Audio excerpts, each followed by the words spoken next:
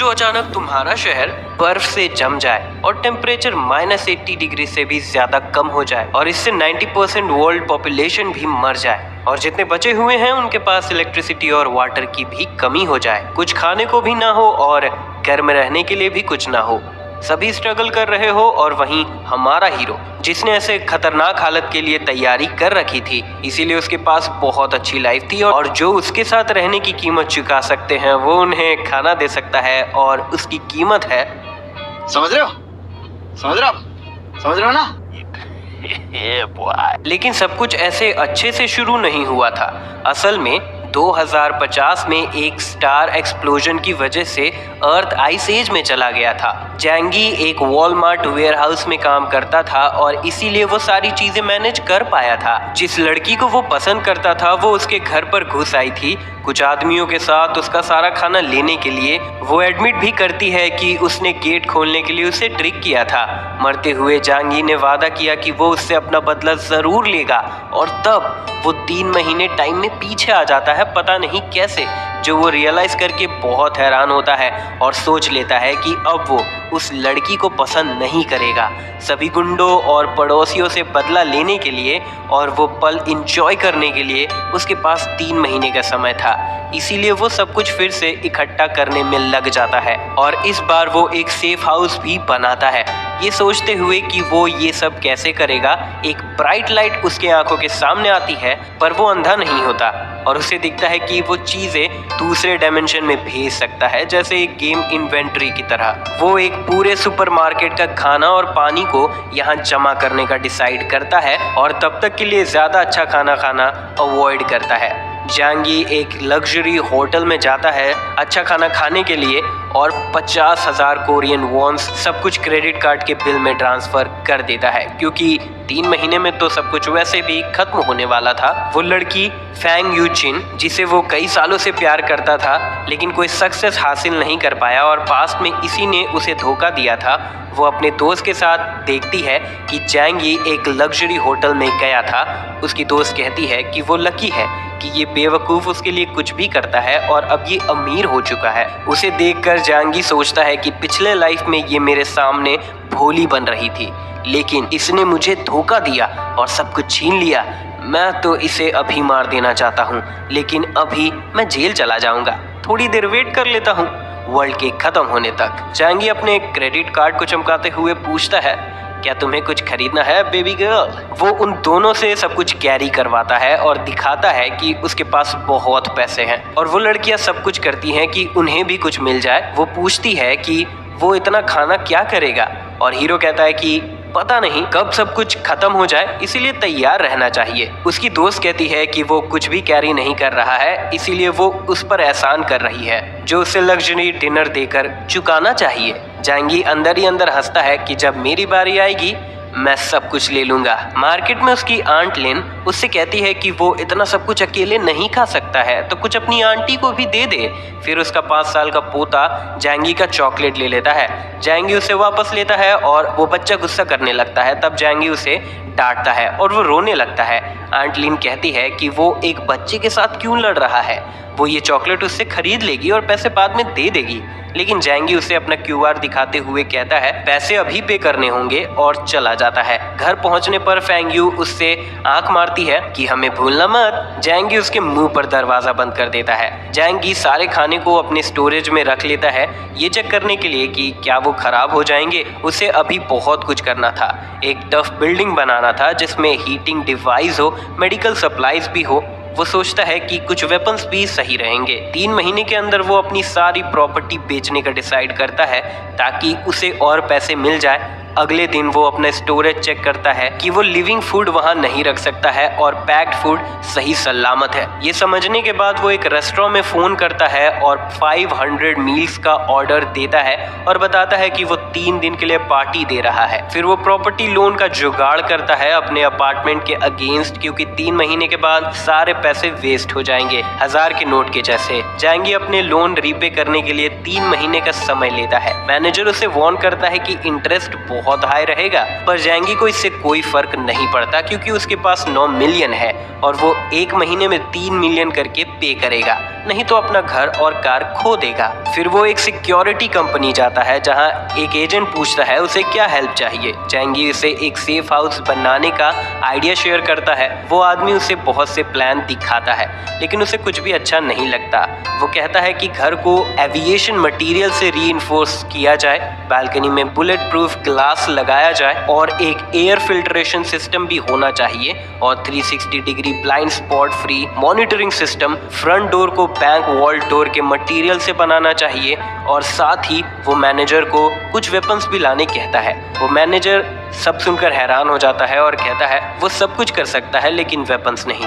जैंगी कहता है इससे घर एक फोर्ट्रेस बन जाएगा। फाइनल प्लान का कॉस्टिंग 8 मिलियन होता है।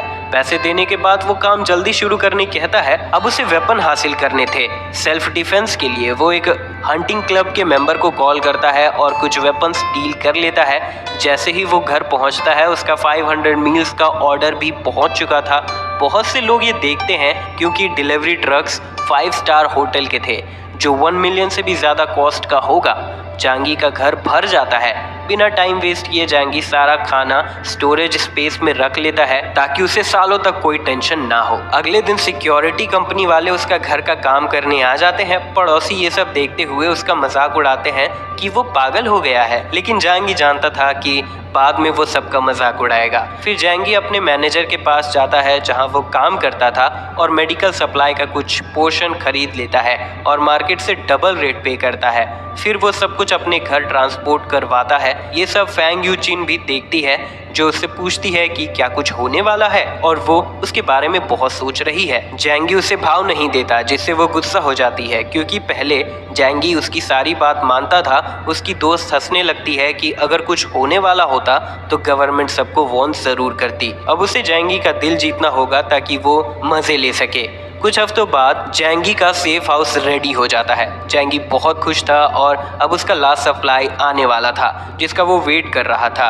कुछ ट्रक्स आते हैं ढेर सारा पानी लेकर। एक डिलीवरी ड्राइवर उसका अंकल यू था। वो जैंगी से पूछता है कि वो इतने सारे पानी का क्या करेगा। पास्ट लाइफ में उसके अंकल ने उसकी हेल्प की थी तो जैंगी उसे बताता है कि इस साल मौसम खराब रहने वाला है तो उसे भी पानी बचा लेना चाहिए। अंकल यू को भरोसा नहीं होता पर जैंगी के सीरियस फेस को देखकर वो भी पानी बचाने का सोचता है। तभी उसे काम करने के लिए बुलाया जाता है। जैंगी बचे हुए दिनों में खाना खाता है और बचाता भी है और वेपन्स के साथ ट्रेनिंग भी करता है। आईसे जाने में 3 दिन बचे हुए थे। वेदर खराब होने लगा था। फाइनल मोमेंट आ चुका था। जैंगी अपने काम पर था जहां वो स्टॉक सुपरवाइजर था। वो सभी के लिए चाय बनाता है और सभी बेहोश हो जाते हैं उसका चाय पीकर। सभी सर्विलेंस कैमरास को बंद करने के बाद वो वेयर हाउस से सभी स्टॉक्स चुरा लेता है, फ्यूल, फूड और इक्विपमेंट्स, और सब खाली कर देता है। फिर वो एक बॉक्स को देखता है जिसमें जैकेट्स थे जो -100 डिग्री टेम्परेचर भी सह सकते थे। अपने प्लान को पूरा करने के लिए जैंगी खुद को बेहोश कर लेता है। 2 घंटे बाद उसे उठाया जाता है और बताया जाता है कि सब कुछ चोरी हो चुका है। जैंगी बहुत हैरान हो जाता है। मैनेजर उसे कॉल करके पूछता है सब कुछ एक बार में चोरी होने और कैमरास में ना आने की वजह से मैनेजर जैंगी को ब्लेम करता है कि उसने सब कुछ प्लान किया है। जैंगी घबरा जाता है। सभी को पुलिस स्टेशन ले जाया जाता है पर कुछ सामने नहीं आता। पुलिस ऑफिसर उन्हें सिटी से बाहर जाने से मना करता है।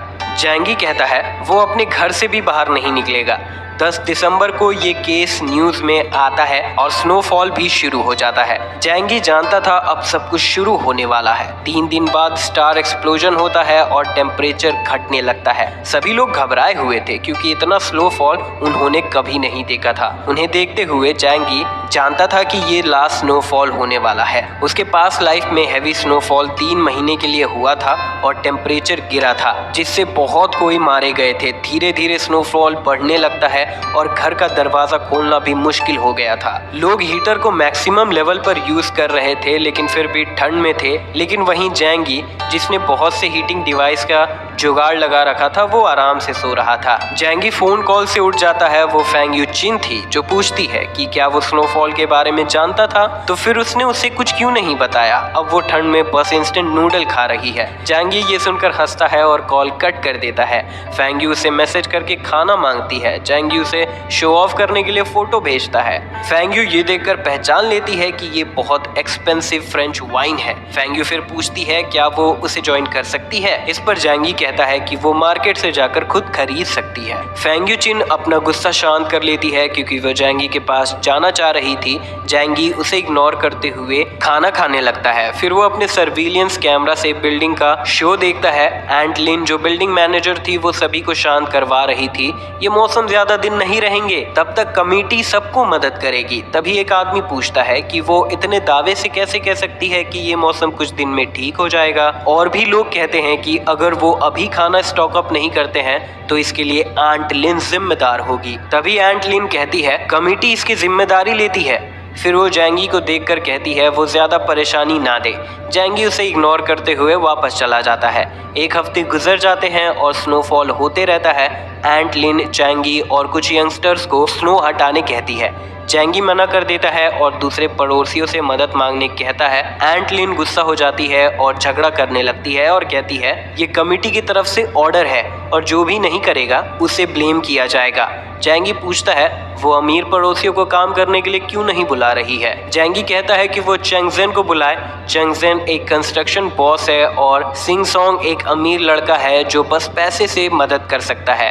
कमेटी हैरान हो जाती है। लिन ग्रुप के मेंबर्स को काम करने के लिए बुलाती है। ये देखकर चेंगजेन गुस्सा हो जाता है और लिन को सुनाने लगता है कि ये जगह उसकी नहीं है। सिंग सॉन्ग एक ऑडियो मैसेज भेजता है कि वो जरूरी काम कर रहा है और अपनी एक फोटो भेजता है कि वो काफी बिजी है। लिन ये देखकर गुस्सा हो जाती है लेकिन कोई भी सवाल नहीं करती। वो जैंगी को ब्लेम कर रही थी। जैंगी उसे इग्नोर करते हुए अपना काम करता है लेकिन फिर लिन उसे कॉल करती है। जैंगी उससे कहता है कि अगर वो उसे परेशान करती है तो वो उसे मार देगा। लिन ये सुनकर डर जाती है और कॉल रख देती है। जैंगी खा रहा होता है। तभी कोई उसका दरवाजा नॉक करता है। वो चेंगजेन था जो कहता है तुम ग्रुप चैट में सबको मेरे खिलाफ कर रहे थे, बाहर आओ मैं तुम्हें सबक सिखाता हूँ। जैंगी बो एरो लेकर जाता है और कहता है देखते हैं कौन किसे मारता है। जैंगी बिना दरवाजा खोले ही उसके पैर में तीर मार देता है और चेंगजेन दर्द से चिल्लाने लगता है। किसी ने भी नहीं सोचा था कि जैंगी जैसा लड़का ऐसा भी कुछ कर सकता है। चेंगजेन को पता नहीं था कि जैंगी की बदले की ये बस शुरुआत थी। ठंड में चेंगजेन मर भी सकता था अगर उसे सही समय पर ट्रीटमेंट नहीं मिला तो, और फिर ठंड से भी। असल में जैंगी उसे एक ही बार में मारना चाहता था और ये रियलाइज करने के बाद चेंगजेन इमरजेंसी कॉल करता है पर कोई फायदा नहीं होता है। इसीलिए वो खुद से तीर निकालता है और ग्रुप में मैसेज करता है कि मैं तुम्हें नहीं छोड़ूंगा जैंगी। जैंगी रिप्लाई देता है कि तुम फिर से आए तो मैं तुम्हें मार दूंगा। सभी मेंबर्स ये कन्वर्सेशन देखकर क्यूरियस हो जाते हैं क्योंकि कोई भी चेंगजेन के खिलाफ जाने की हिम्मत नहीं कर सकता था और ये पहली बार था जब किसी ने उसे धमकी दी थी। चेंगजेन गुस्से में अपने लोगों को बुलाता है और थोड़ी देर में वहाँ बहुत से लोग आ जाते हैं हथियार लेकर। जैंग उन्हें जैंगी के घर ले जाता है। एक आदमी उसके घर के गेट पर स्वॉर्ड से मारता है पर वो स्वॉर्ड ही टूट जाता है। सभी ये देखकर डर जाते हैं और समझ जाते हैं कि ये लोहे का दरवाजा है। जैंगी ये सब कैमरे से देखता है और सोचता है ये कमजोर और भूखे लग रहे हैं। जैंगी अपने किचन के नल से पाइप लगाता है और सभी पर पानी से अटैक करने लगता है जिससे कुछ ही लोग बचकर भाग पाते हैं। जैंगी ये देखकर बहुत खुश था क्योंकि ऐसे टेम्परेचर में पानी सबसे खतरनाक हथियार है। चेंगजेन के घर पर बचे हुए लोग आते हैं और वो कांप रहे थे और जिस्म की गर्मी बांट रहे थे। जैंग पूछता है क्या हुआ, तुम लोग एक लड़के को नहीं पकड़ पाए? वो बताते हैं वो लड़का बहुत तेज है, उसका दरवाजा मेटल का है और उसने हम पर पानी से अटैक किया। जैंग कहता है उसके दरवाजे पर नजर बनाए रखो, वो कभी न कभी तो बाहर आएगा ही और तब हम उसे पकड़ लेंगे। बिल्डिंग के एंट्रेंस पर अंकल यू कुछ लोगों के साथ स्नो हटा रहे थे और सुपरमार्केट तक जाने का रास्ता बना रहे थे, पर वो रियलाइज करते हैं कि स्नोफॉल ज्यादा तेज है और वो काम नहीं कर सकते और गिव अप करके वापस चले जाते हैं। जैंगी उन्हें देख रहा था। न्यूज में सभी को बताया जा रहा था कि स्नो डिजास्टर नॉर्मल है, पर जैंगी जानता था कि 90% लोग फ्रीज हो चुके हैं। फेंग यू उसे मैसेज करके पूछती है क्या वो ठीक है। जैंगी कहता है वो ठीक है। फेंग यू कहती है उसे भूख लगी है और उसने बहुत सारा खाना खरीद रखा है और फिर खाना मांगती है। जैंगी उसे एक लॉबस्टर की फोटो भेजता है। फेंग यू ये देखकर गुस्सा हो जाती है और सोचती है इसीलिए वो सिंगल है। उसकी बेस्ट फ्रेंड जैंगी को मैसेज करती है कि तुम्हारी वजह से फेंग यू दुखी हो गई है। जैंगी रिप्लाई देता है कि ये ड्रामा अच्छा नहीं है। उसकी दोस्त कहती है ये स्नोफॉल ज्यादा दिन नहीं रहेगा, तो वो अपने पड़ोसियों की हेल्प क्यों नहीं करता है? ऐसे में वो फेंग यू को पटा भी सकता है। जैंगी इग्नोर करते हुए बस ओ रिप्लाई करता है। उसकी दोस्त भी बहुत गुस्सा हो जाती है। वो लोग डिसाइड करते हैं कि अगर ये ऐसा ही कर रहा है तो हमें दूसरे लड़के को फंसाना चाहिए। फेंग यू जो पेंग को कॉल करती है, जो तुरंत आ जाता है खाना लेकर, और उसकी दोस्त दरवाजा बंद कर देती है। फेंग यू को इससे फर्क नहीं पड़ रहा था, वो बस जैंगी से बदला लेना चाह रही थी। इस खाने के साथ 5 दिन बीत जाते हैं और स्नोफॉल भी बढ़ता गया। चिकन खाते हुए जैंगी रियल ड्रामा शुरू होने का वेट कर रहा था। अब इलेक्ट्रिसिटी भी चली जाती है और सभी पड़ोसी बाहर आकर एक दूसरे से पूछते हैं कि क्या उनके घर पर लाइट है, क्योंकि पानी और लाइट नहीं था। हीटर काम नहीं कर रहा था और ठंड इतनी थी कि कोई भी मर सकता था। आराम से खाना खाने के बाद जैंगी अपने जनरेटर को ऑन करने जाता है जो उसने वेयर हाउस से चुराया था। एंट लिन अपने पोते को पकड़े हुए कांप रही थी। उसने सोचा नहीं था कि स्नोफॉल इतना दिन तक चलेगा। तभी उसे एक मैसेज आता है कि ये एक ग्लोबल स्नो स्टॉर्म है जो लाखों सालों में एक बार आता है और इसमें हम सब मर सकते हैं। सभी को खाना स्टॉक अप कर लेना चाहिए। एंट लिन हैरान थी क्योंकि उसने सोचा नहीं था कि ये इतना गंभीर है। वो प्लान बनाती है कि ये न्यूज़ फैलने से पहले वो सभी का खाना गिव अप करवा देगी। एंट लिन ग्रुप में मैसेज कर देती है कि चिंता मत करो, पानी और लाइट के लिए काम चल रहा है, ये सब तुरंत ठीक हो जाएगा। अथॉरिटीज ने इसके लिए ऑर्डर दिया है और ऐसी सिचुएशन में कमेटी सारे प्रॉपर्टी का ध्यान रखेगी और जो भी कोऑपरेट नहीं करेंगे उन्हें पुलिस अरेस्ट कर लेगी। ये मैसेज देखकर सभी तंग हो जाते हैं, खास करके चैंगजेन, क्योंकि पुलिस का ऑर्डर उसे मानना पड़ेगा। फिर लिन मैसेज करती है कि कमेटी सभी के खाने को रख लेगी और उन्हें इक्वली डिस्ट्रीब्यूट करेगी। ये मैसेज पढ़कर जैंगी को याद आता है कि पिछले लाइफ में उसने ऐसे ही सबका खाना चुरा लिया था। एंट लिन गलती कर देती है जैंगी को प्राइवेट मैसेज करके, भतीजे तुमने बहुत सारा खाना खरीद रखा है, मैंने देखा था, अब तुम्हें वो देना होगा। जैंगी गुस्सा हो जाता है और ऑडियो भेजता है, मैं कुछ नहीं देने वाला हूँ और मैंने सारा खाना खा लिया है और अब सब खत्म हो गया है। अगर तुम कुछ खाना कलेक्ट कर ही रही हो तो मुझे भी कुछ दे देना। ये सुनकर लिन बहुत गुस्सा हो जाती है पर ख्याल करती है उसके पोते और उसे जैंगी की जरूरत है। लिन शांत हो जाती है और रिप्लाई देती है कि ये एक ऑर्डर है, तुम्हें ये मानना होगा। स्नोफॉल के बाद मैं तुम्हारे बारे में अच्छा रिपोर्ट करूंगी। अगर जैंगी को सच पता नहीं होता तो वो भरोसा कर लेता। फिर वो बताता है कि मैं झूठ नहीं कह रहा हूँ, मेरे पास खाना नहीं है और मैं भूखा हूँ, मुझे कुछ इंस्टेंट नूडल भेज दो। एंट लिन बहुत गुस्सा हो जाती है और कहती है, मुझे मना करना मतलब ऑर्गेनाइजेशन के खिलाफ जाना, मैं तुम्हें रिपोर्ट कर दूंगी। जैंगी कहता है, तुम कुछ भी नहीं हो। लिन बहुत गुस्सा हो जाती है और अपना फोन पटक देती है। लिन फिर दूसरे लोगों पर फोकस करने लगती है। 2 दिन बाद कुछ लोग खाना भेजते हैं। ये देखकर जैंगी सोचता है कि सभी बेवकूफ़ हैं जो ऐसी हालत में किसी पर भरोसा कर रहे हैं। थोड़े ही वक्त में पूरी दुनिया केओस में होगी, ज़्यादा खाना नहीं होगा, लोग या तो मरने का इंतज़ार करेंगे या फिर मारने का। चैट्स में बहुत से लोग लिन को टैग करने लगते हैं और खाने के बारे में पूछते हैं जो डिस्ट्रीब्यूट होने वाला था और धमकी भी देते हैं कि अगर हमें खाना नहीं मिला तो हम तुम्हें ही खा जाएंगे। लिन उन सब का मजाक उड़ाती है कि मैंने ये सब अपनी मेहनत से हासिल किया है तो मैं ये किसी को क्यों दूं। और तभी उसे चैंगजेन का कॉल आता है और वो घबरा जाती है। लिन पूछती है, क्या चाहिए तुम्हें? चैंग कहता है, तुमने सबको बेवकूफ़ बनाकर सारा खाना ले लिया। लिन कहती है, ये कमेटी ने करवाया था और वो बस अपना काम कर रही थी। चैंग कहता है, मेरे लोग खाने के लिए वेट कर रहे हैं। लिन बताती है, ये सब खाना अभी सॉर्ट नहीं हुआ है, कुछ लोगों ने अब तक खाना नहीं दिया है, इसीलिए हम अभी डिस्ट्रीब्यूट नहीं कर सकते हैं। लेकिन चैंग अपने लोगों के साथ उसके घर आ जाता है और लिन को मारता है और जैंगी ये सब देख रहा था सॉसेज खाते हुए। उसे आइडिया आता है और वो ये सब रिकॉर्ड करके ग्रुप में भेज देता है। लिन डर जाती है कि वो सारा खाना ले जाएंगे। लिन चैंग से रिक्वेस्ट करने लगती है कि इसमें मेरा खाना भी है, खाने के बिना मेरा पोता कैसे रहेगा। चैंग कहता है, भाड़ में जाओ, और उसे लात मार देता है। उसका पोता ये देखकर गुस्सा हो जाता है और एक नाइफ लेकर अटैक कर देता है। वो एक आदमी के पीछे चाकू मार देता है और वो आदमी बच्चे को जोर से लात मार देता है। चैंग को फर्क नहीं पड़ रहा था और कहता है, ये इसी के लायक थी, हमें बेवकूफ बनाने के लिए हम तो न्याय कर रहे हैं। ग्रुप में सभी लोग ये वीडियो देखकर मजे ले रहे थे और चैंग को थैंक्स करते हैं। जैंगी ये सब देखकर सोचता है कि ये लोग रियल प्रॉब्लम को नहीं समझ रहे हैं कि आज चैंग ने लिन के घर पर अटैक किया है, कल वो तुम्हारे घर पे भी कर सकता है। लेकिन जैंगी के लिए वो खतरा नहीं था।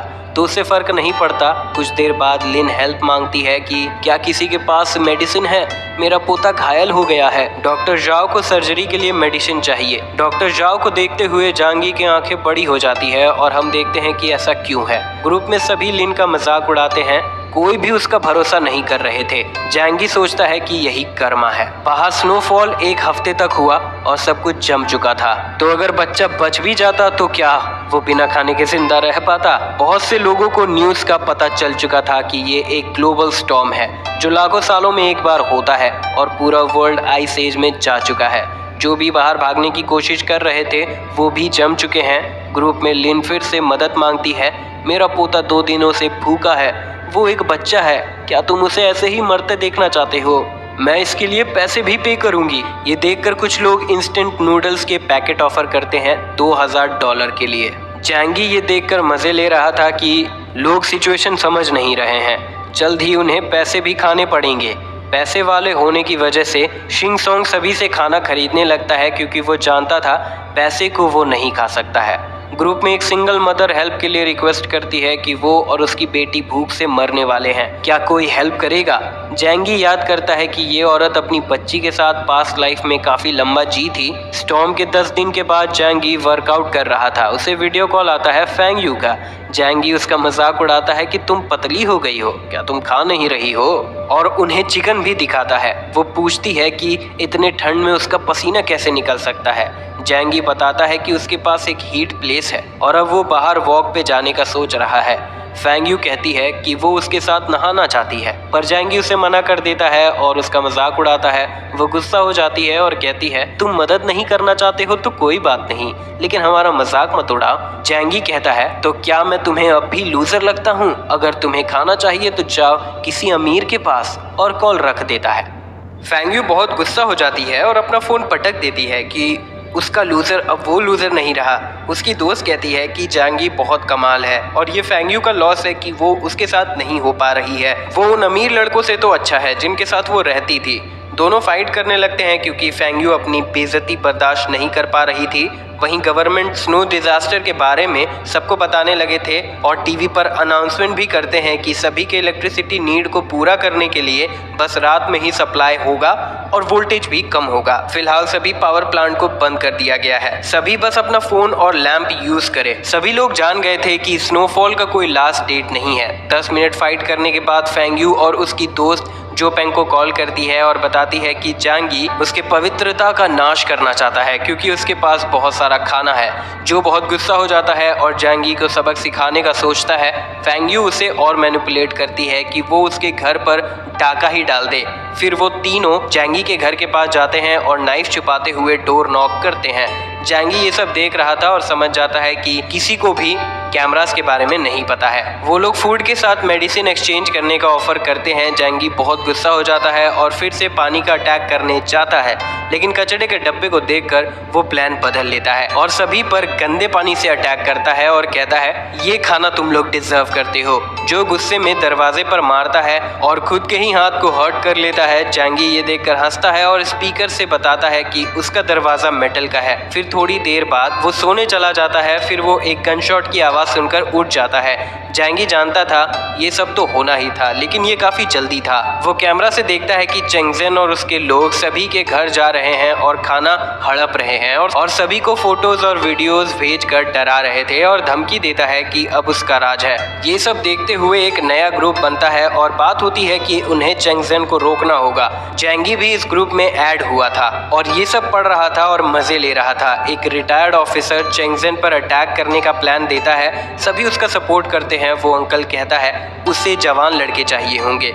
एक औरत कहती है, लिन ने हमें धोखा दिया था तो हमें इस अंकल पर कैसे भरोसा करना चाहिए, जिससे वो ग्रुप भी डिवाइड हो जाता है। एक चेंगजेन पर अटैक करना चाह रहे थे और बाकी भरोसा नहीं करना चाह रहे थे। जैंगी ये सब आराम से पढ़ रहा था और कैमरा से सब कुछ देख ही रहा था। जैंगी सोचता है कि उसे चेंगजेन को रोकना होगा क्योंकि वो सभी को मार रहा है, जो सही नहीं है। अगले दिन एक रेसिडेंट जो अंकल के अपोजिशन में थी वो ग्रुप में हेल्प मांगने लगती है क्योंकि अब उसकी बारी थी, लेकिन कोई फायदा नहीं होता और वो पकड़ी जाती है। फेंगयू और उसकी दोस्त डर गए थे और अगला नंबर उनका हो सकता था। वो प्लान बनाते हैं कि वो जैंगी के स्टॉक पाइलिंग के बारे में सबको बता देंगे और सभी के साथ मिलकर उसके घर पर अटैक करेंगे। वो जैंगी को नए ग्रुप में ऐड करती है ये सब बताने के लिए। जैंगी को कोई फर्क नहीं पड़ता और चेंगजन से उन्हें बचकर रहने कहता है और फिर ग्रुप लीव कर देता है। फेंगयू और सभी हैरान हो जाते हैं कि वो इतना कैसे बदल सकता है और वो बात करने लगते हैं कि वो जैंगी के घर में कैसे घुसे। ग्लासेस वाला लड़का कहता है वो दरवाजे से जा सकते हैं, वो ताले तोड़ना जानता है। वो लोग जैंगी के घर को खोलने का ट्राई करते हैं और पानी से बचने के लिए छाता भी रखते हैं। जैंगी ये सब देख रहा था और हाई वोल्टेज फीचर ऑन कर देता है। वो लड़का हार मान चुका था कि ये ताला नहीं खुल सकता है और तभी उसे एक झटका लगता है और वो मर जाता है। जैंगी को कोई फर्क नहीं पड़ रहा था। वो सभी जैंगी को शैतान कहने लगते हैं और उसे बाहर आने कहते हैं। जैंगी बो एरो से अटैक कर देता है। दो बंदे उसकी हेल्प करते हैं लेकिन उन पर भी अटैक हो जाता है। फेंगयू और बचे हुए भाग जाते हैं और जिन्हें तीर लगा था वो जमीन पर दर्द से चिल्ला रहे थे। एक लड़की फेंगयू को थप्पड़ मारती है कि ये सारी उसकी गलती है, उसने बताया क्यों नहीं कि उसके पास हथियार है। फेंगयू बताती है उसे पता नहीं था, पिछली बार उसने कचड़े और पानी से अटैक किया था। जो फेंगयू का सपोर्ट करता है वो लोग डॉक्टर को बुलाते हैं। डॉक्टर उनके वाउंड्स को देखकर हैरान हो जाती है और बताती है उसे प्रोफेशनल इक्विपमेंट चाहिए होंगे तभी वो कुछ हेल्प कर पाएगी और आयरन एरोज में जंग लग गए थे तो उन्हें एंटीबायोटिक भी चाहिए होगा, नहीं तो वो मर जाएंगे। एक लड़की ये सुनकर रोने लगती है और कहती है जैंगी ने ये सब जानबूझकर किया है। डॉक्टर जो कहती है मैं उसे नहीं जानती हूँ और जाने से पहले उन्हें मेडिसिन का जुगाड़ करने कहती है क्योंकि अगर वो ऐसे एरो निकालते हैं तो वो मर जाएंगे। फेंगयू पास्ट के बारे में सोचने लगती है कि जैंगी अचानक से बहुत बदल गया और सब कुछ स्टॉक पाइलिंग करने लगा। वो बताती है कि जैंगी के पास मेडिसिन भी है क्योंकि उसने देखा था और यहाँ किसी ने भी उसे हार्म नहीं किया, वो बस हेल्प चाह रहे थे। ये सारी उसकी ही गलती है। डॉक्टर ये सब बात सुनकर बहुत कंफ्यूज हो जाती है कि मैं जैंगी को तो नहीं जानती लेकिन ये लोग यही डिजर्व करते हैं। एक लड़की फेंगयू को ब्लेम करती है कि सारी गलती उसकी है और अब उसे ही जैंगी को मनाना होगा कि वो हमें मेडिसिन दे। जो भी इसमें सपोर्ट करता है कि बिना मेडिसिन के वो मर जाएंगे। अब प्लान बनता है कि वो जैंगी को कॉल करेगी, जो वो करती है। वो रोते हुए कहती है यहाँ सभी मर रहे हैं, क्या तुम हेल्प करोगे? जैंगी पूछता है कि वो ऐसा क्यों करे, सभी को एक ना एक दिन तो मरना ही है। वो लड़की फ़ोन ले लेती है और जैंगी से कहती है तुम्हें हेल्प करनी ही होगी, तुमने ही उन्हें मारा है और उन तीर में जंग लगा हुआ था। जैंगी कहता है मैंने जानबूझकर ऐसे तीर का यूज़ किया था और मैं कोई मदद नहीं करने वाला हूँ, लेकिन फेंगयू चिन मेरे साथ आकर रह सकती है। तभी यूचिंग फ़ोन ले लेती है और कहती है हाँ बिल्कुल, अब मैं तुम्हारी हूँ, तुम मेरे साथ जो चाहे वो कर सकती हो। यूचिंग की दोस्त भी साथ में आना चाह रही थी लेकिन जैंगी थ्रीसम के मूड में नहीं था। जैंगी सिर्फ यूचिंग को बुलाता है। यूचिंग जाने लगती है, उसकी दोस्त उसे रोकती है पर यूचिंग उसे धकेल देती है। वो लड़की फिर उसे थप्पड़ मारती है। यूचिंग जो को देखते हुए उससे हेल्प मांगती है कि उसे जैंगी के पास जाने में हेल्प करे और जो तुम एक अच्छे लड़के हो लेकिन तुम गरीब हो, अब सिर्फ जैंगी ही उसे खुश कर सकता है। जो बैठ जाता है और यूचिंग जाने लगती है लेकिन सभी उसे रोकने लगते हैं क्योंकि सारी उसकी गलती थी, इसीलिए यूचिंग का कोई हक नहीं बनता कि वो अकेले जाए। डॉक्टर जो उन्हें याद दिलाती है कि बिना मेडिसिन के वो मर जाएंगे और चली जाती है। वो चश्मे वाला लड़का कहता है कि उन्हें ये प्लान मान लेना चाहिए और सभी को बता दे कि जैंगी उसके पास बहुत सारा खाना है। जब चेंगजन और बाकी लोग उसके घर पर अटैक करेंगे तब हम मेडिसिन ले लेंगे। यूचिंग इन सब के खिलाफ हो जाती है। वो लड़की उसे डराती है कि उसने कुछ किया तो वो उसका मुंह तोड़ देगी। जो यूचिंग को मारने के खिलाफ था लेकिन इस प्लान के साथ वो एग्री कर रहा था। वो लोग ग्रुप में जैंगी की फोटोज और वीडियोस सेंड कर देते हैं। चेंगजन ये देखता है और कहता है अब वो अपने पैर का बदला लेगा। सभी लोग जैंगी को खाना बांटने कहते हैं। एंट लिन भी, एक सिंगल मदर जैंगी को उसके बच्चे का गॉड फादर बनने कहती है। ये सब देखकर जैंगी एक ऑडियो मैसेज भेजता है, मैं किसी की भी मदद नहीं करने वाला हूँ। और फिर स्नोफॉल देखने लगता है और सोचता है कि घर पर रहना बोरिंग है। वो स्नोमोबाइल पर बाहर घूमना चाहता है। तभी डॉक्टर जो का मैसेज आता है। डॉक्टर कहती है, मेरा खाना और मेडिसिन खत्म हो गया है, क्या तुम कुछ समझौता करना चाहते हो? जैंगी याद करता है कि पिछले लाइफ में वो अपना खाना बांटते हुए मर गई थी। इसका मतलब वो अच्छी इंसान है, लेकिन जो इतनी स्मार्ट होती है उतनी ही खतरनाक होती है। जैंगी फिर से गलती करना नहीं चाह रहा था। जैंगी कहता है, मैं सप्लाईज दे सकता हूँ, लेकिन उसके बदले में तुम्हें कुछ देना होगा। डॉक्टर जो कहती है, वो कंसल्टेशन दे सकती है। जैंगी कहता है, खाने और मेडिसिन के बदले में उसे कुछ करना होगा। जैंगी उसे अपना स्पाई बनने कहता है और सभी के प्लान्स के बारे में बताने कहता है। अगर वो इसे एक्सेप्ट कर लेती है तो वो बाकियों के जैसे मरने से बच सकती है। डॉक्टर कुछ देर के लिए सोचती है क्या वो सही कर रही है और फिर एक्सेप्ट कर लेती है। वो ग्लास वाला लड़का जैंगी को धमकी देता है, जैंगी तुम कहाँ हो, ये आखिरी मौका है, क्या तुम हमें सप्लाईज दोगे या नहीं? जैंगी उसका मजाक उड़ाता है कि उसका खाना खत्म हो गया है। वो लड़का गुस्सा हो जाता है। फिर चेंगजेन एक ग्रुप बनाता है जैंगी के बिना और उसका सारा खाना चुराने का प्लान करता है। डॉक्टर जो और अंकल यू भी उस ग्रुप में होते हैं। डॉक्टर जो जैंगी को इसके बारे में बता देती है। इससे जैंगी समझ जाता है कि डॉक्टर काम करने वाली है। जैंगी उसे बताता है कि वो खुद को बचा सकती है, लेकिन तुम बाकियों के साथ मत रहना। सुबह के 2:30 बजे थे। बहुत से लोग हथियार लेके जैंगी के घर पास आते हैं और उसका मेटल गेट तोड़ने में लग जाते हैं। जैंगी ये सब कैमरा से देखने लगता है और हाई वोल्टेज फीचर ऑन कर देता है। जो गेट के सामने थे वो तुरंत मर जाते हैं और ये देखकर बहुत से लोग डर जाते हैं। पर जैसे ही भागने के लिए मुड़ते हैं वो चेंगजेन को देखते हैं, जो उन्हें डराते हुए उस दरवाजे पर अटैक करने कहता है। वो चश्मे वाला लड़का सभी को मोटिवेट करता है, अब हमें जैंगी को मारना होगा। जितने लोगों को उसने मारा है उनका बदला लेने के लिए। उसके घर में फायर प्लेस है और ढेर सारा खाना भी। कुछ लोग बड़ा सा लकड़ा लेकर गेट पर मारने लगते हैं। जैंगी कुछ देर उनकी हेल्प करने का सोचता है और उनके लिए एक्शन म्यूजिक लगा देता है।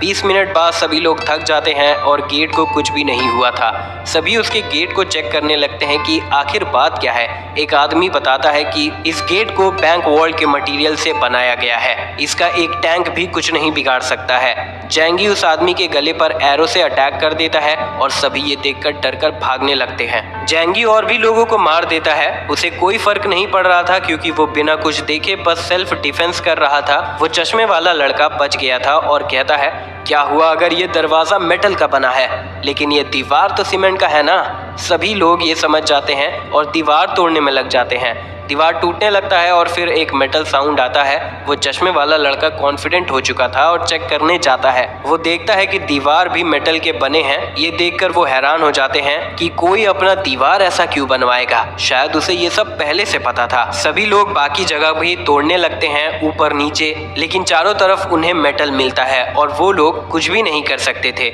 सभी ये समझ जाते हैं कि जैंगी इस खतरे के बारे में जानता था, इसीलिए उसने पहले से तैयारी कर रखी थी। सभी बहुत दुखी हो चुके थे कि जैंगी ने बस अपने बारे में सोचा। दो रेसिडेंट एक दूसरे को देखते हैं और खाने का सोचते हैं, लेकिन फिर शांत हो जाते हैं। एक आदमी कहता है कि उसका बालकनी ग्लास का बना हुआ है। ये सुनकर सभी खुश हो जाते हैं और दूसरे बिल्डिंग से वो जैंगी के बालकनी में जाते हैं। जैंगी आराम से बैठा हुआ था और सभी उसके बालकनी में आ चुके थे, लेकिन वो ग्लास भी बुलेट प्रूफ था और वो कुछ भी नहीं कर पाते हैं। उन्हें हेल्प करने के लिए जैंगी एक ग्लास बॉटल में आग लगाकर बाहर फेंक देता है। एक आदमी बॉटल से जल जाता है और वो नीचे कूद जाता है, लेकिन आग फैलने लगता है। जैंगी और भी हेल्प करने को तैयार था। वो लोग वापस जाने लगते हैं, लेकिन अदर साइड वाले उन्हें गिरा देते हैं और जिन लोगों को आग नहीं लगी थी वो लोग आग के मजे लेने लगते हैं। कुछ देर बाद फिर से कुछ लोग उसके बालकनी में आते हैं और खाने के लिए भीख मांगने लगते हैं। जैंगी को कोई फर्क नहीं पड़ रहा था और उन्हें नूडल खाते हुए दिखाता है और एक सामने भी रख देता है और कहता है, जो भी चेंगजेन का सर लेकर आएगा उसे खाना मिलेगा, वो भी 1 हफ्ते के लिए। ये सुनकर सभी चेंगजेन को देखने लगते हैं। जो लोग चेंग के पीछे थे वो भी जैंगी का ऑफर सुन चुके थे कि चेंग को मारना मतलब 1 हफ्ते के लिए खाना। चेंग को उसके लोग बचा लेते हैं और अब जैंगी ये रिवॉर्ड ग्रुप में ऑफर कर देता है। अगले दिन कुछ लोग चेंग को मारने के लिए तैयार थे और उन्हें डर नहीं था कि चेंग अपने आदमियों के साथ था। उस पर अटैक होता है, लेकिन वो अटैकर्स को ही मार देता है। एक आदमी देखता है कि चेंग पीछे से जख्मी हो चुका है। चेंग डॉक्टर जो को कॉल करता है और जो उसका ड्रेसिंग करने आ जाती है और कहती है कि ये फ्री नहीं होगा, उसे खाना चाहिए। लेकिन उसका खाना देखकर वो भूखे रहने का डिसाइड करती है। चेंग उससे कहता है वो इस बिल्डिंग में किसी का भी खाना नहीं बनने वाली है। जो वहां से जाने लगती है, लेकिन फिर चेंगजेन उसे रोक लेता है कि उसके हील होने के बाद ही वो कहीं जा सकती है और उसे एक कोने में बैठा देता है। सभी जैंगी को मारने की बात करने लगते हैं। प्लान सुनने के बाद जो बाथरूम जाती है और जैंगी को सब कुछ मैसेज कर देती है। फिर चेंगजेन के लोग बगल के अपार्टमेंट में जाते हैं खाना हड़पने के लिए और वहां एक कपल को मार देते हैं। चेंगजेन डॉक्टर को बताता है कि उसे अपना खाना बचाना है। फेंग यूचिन के घर पर वो लड़के तीर बिना एंटीबायोटिक्स के निकालते हैं और उन्हें इन्फेक्शन हो चुका था। जो पेंग अपने कजन को समझाता है कि वो जैंगी को कन्विंस करने का ट्राई करे, पर वो मना करती है। जैंगी चेंगजेन के वीडियोस देखते हुए टाइम स्पेंड कर रहा था। जैंगी जो को कॉल करता है। जो बताती है कि चेंगजेन पागल हो चुका है, वो रोज लोगों को मार रहा है और उनका खाना ले रहा है और मुर्दों को भी साइड में रख रहा है बात के लिए, और बताती है कि उसने काफी दिनों से खाना नहीं खाया है और पूछती है क्या वो हेल्प करेगा। जैंगी सोचता है कि वो उसके बहुत काम आ सकती है और ऐसे सिचुएशन में डॉक्टर तो खजाना है। जैंगी उसे कहता है तुम मेरे घर आ सकती हो, लेकिन एक आखिरी काम करने के बाद। थोड़ी देर बाद जो पेंग जैंगी के घर पहुंच चुका था और बताता है कि यूचिंग भूख से मरने वाली है, प्लीज उसे खाना दे दो। जैंगी उससे कहता है तुम्हारा टेटनस बढ़ चुका है, अब दवाई से भी तुम नहीं बच पाओगे। जो वापस जाते हुए सोचता है वो कभी यूचिंग का हाथ भी नहीं पकड़ पाया है। वापस जाकर वो यूचिंग का हाथ पकड़ लेता है और उससे शादी करने के लिए कहता है। यूचिंग उसे धकेल देती है, जो उसका गला पकड़ लेता है। फिर वो उसे थप्पड़ मारती है और कहती है वो जैंगी की है, जो उसका गला दबाकर उसे मारने लगता है। डॉक्टर जो चेंगजेन के लिए खाना बनाने का डिसाइड करती है, क्योंकि अब वो भी खाना चाह रही थी जिंदा रहने के लिए। थोड़ी देर हेल्प करने के बाद वो कहती है वो सब संभाल लेगी और सूप में कुछ मिला देती है। फिर वो उन्हें खाना देती है। सभी को सूप अच्छा लगता है। जो भी अपने लिए सूप लेती है और अपने रूम में वापस चली जाती है, ये सोचकर कि दवाई काम कर जाएगी। उसने सभी के खाने में सोने की दवाई मिला दी थी और सभी बेहोश हो चुके थे। फिर वो जैंगी को मैसेज करती है और पूछती है अब वो क्या करे। जैंगी सभी को बालकनी में ले जाने कहता है। डॉक्टर ऐसा ही करती है। जैंगी ये सब देख रहा था। जो पूछती है क्या वो सबको मारने वाला है। जैंगी उसे रोक देता है और सभी को रेलिंग में बांध देने कहता है। जो उसे हेल्प करने कहती है, पर जैंगी उसका टेस्ट ले रहा था। जो चेंगजेन का गन लेती है। जैंगी गन की मैगजीन खाली करने कहता है। जो को जैंगी पर भरोसा नहीं हो रहा था, पर वो मजबूर थी और गन जैंगी को दे देती है। जैंगी चेन के गन को कंफर्म करता है और फिर वाटर पाइप लाने जाता है और सभी पर पानी थ्रो करने लगता है, जो को वार्न किए बिना। जो अपार्टमेंट के अंदर चली जाती है। चेंगजेन और उसके आदमी उठ जाते हैं। चेंग समझ जाता है उन्हें ड्रग दिया गया था। वो जैंगी को देखकर गाली देने लगता है। थोड़ी ही देर में चेंगजेन जमने लगता है। जैंगी फिर डॉक्टर को कॉल करके उसे घर आने कहता है। डॉक्टर उसके गेट के पास पहुंच जाती है। जैंगी कैमरे से देख रहा था कि कोई रिस्क ना हो। डॉक्टर गेट से अंदर आती है और जैंगी गन पॉइंट किए हुए था। डॉक्टर अंदर घुसते ही जमीन पर बैठ जाती है, क्योंकि वो बहुत ज्यादा थक चुकी थी। जैंगी उसके पीछे गन पॉइंट कर देता है कि अभी तो बस शुरुआत हुई है जाने मन, पहले मुझे ये चेक करना होगा कि तुम्हारे पास कुछ छुपा हुआ तो नहीं है। डॉक्टर शर्मा जाती है और कहती है मुझे पता है ये कैसे चेक करवाना है। और फिर हम देखते हैं डॉक्टर कपड़े उतार लेती है और उसके सामने खड़ी हो जाती है। जैंगी ये कंफर्म कर लेता है कि वो कुछ नहीं छिपा रही है और फिर उसे बाथरूम ले जाता है शावर दिलाने और फिर परफॉर्मेंस की तैयारी करने लगता है। थोड़ी देर में डॉक्टर नहा कर आती है, जिसे देखकर जैंगी बहुत एक्साइटेड हो जाता है और फिर उसके बाल सुखाने में हेल्प करता है। जैंगी बताता है कि वो उसे जाने नहीं देगा, क्योंकि वो उसके लिए कीमती है। अगर तुम मेरी बात नहीं मानोगी तो मैं तुम्हें सजा दूंगा।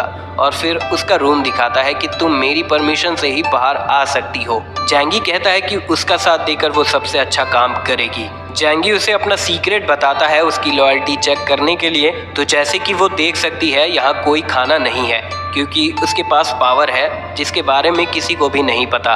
वो उसे ब्रेड समन करके दिखाता है और उसे वार्न करता है कि अगर तुमने मुझे धोखा दिया या मुझे मार दिया तो तुम्हें खाना नहीं मिलेगा। ये देखकर वो समझ जाती है कि जैंगी यहाँ आराम से कैसे रह रहा था। डॉक्टर खाने लगती है और रोने लगती है। जैंगी उसे पानी देता है, जिसके बाद जैंगी शिकार करने के लिए तैयार था और पूछता है अब तुम मेरे लिए क्या कर सकती हो। डॉक्टर जानती थी वो क्या कर सकती है और वो क्या चाहता है। जैंगी के आंख बड़े हो जाते हैं और वो हम बिस्तरी करते हैं। दोनों ही वो रात काफ़ी इंजॉय करते हैं।